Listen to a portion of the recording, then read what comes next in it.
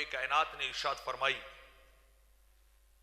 کہ اے موسیٰ اپنی قوم کو یہ بھی بتانا کہ میرا اور اپنے والدین کا شکریہ ادا کرتے رہیں، میری بارگاہ میں بھی شکر بجا لائیں، اور ماں اور باپ کے ساتھ بھی حسن سلوک کی صورت میں شکریہ ادا کرتے رہیں، ان کے ساتھ نرمی کے ساتھ، پیار کے ساتھ بہیو اور ایٹیٹیوڈ کرتے رہیں، ان کے ساتھ اچھے انداز میں زندگی گزارتے رہیں۔ اگر جس نے میرا اور اپنے والدین کا شکریہ ادا کیا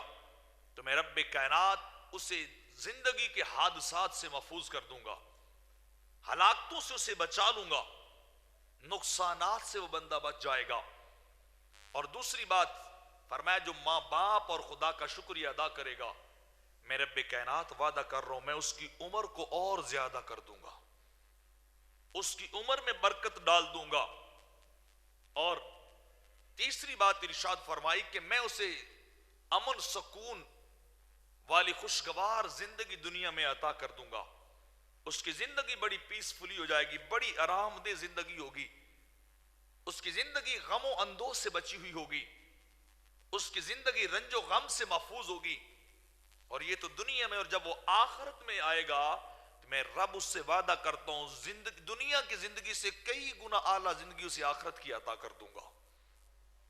آخرت کی زندگی اسے بڑی خوبصورت ملے گی دنیا کے مقابلے میں بھی، جہاں لوگ اس زندگی کا تصور بھی نہیں کر سکتے۔ اور یہ کن خوش نصیبوں کو رب کائنات عطا کرے گا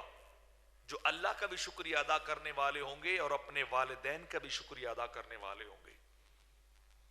جو اپنے والدین کی خدمت اور نوکری کرنے والے ہوں گے، ان کے ساتھ حسن سلوک کرنے والے ہوں گے، ان کی عمر میں بھی اضافہ، ان کے رزق میں بھی اضافہ، دنیا کے حادثات سے محفوظ، اور پھر آخر میں عبدالآباد کی بڑی پرسکون زندگی رب انہیں عطا کر دے گا۔